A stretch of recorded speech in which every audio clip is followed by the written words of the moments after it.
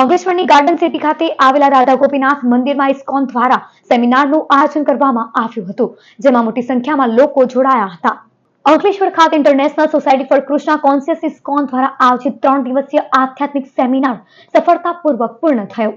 Discover your permanent happiness વિષય પર આધારિત આ કાર્યક્રમ રાધા ગોપીનાથ મંદિર ગાર્ડન સિટી ખાતે યોજાયો હતો. આ સેમિનારમાં પ્રવક્તા તરીકે શ્રીમાન આત્મતત્વદાસ ભક્તિ શાસ્ત્રીએ હાજરી આપી હતી.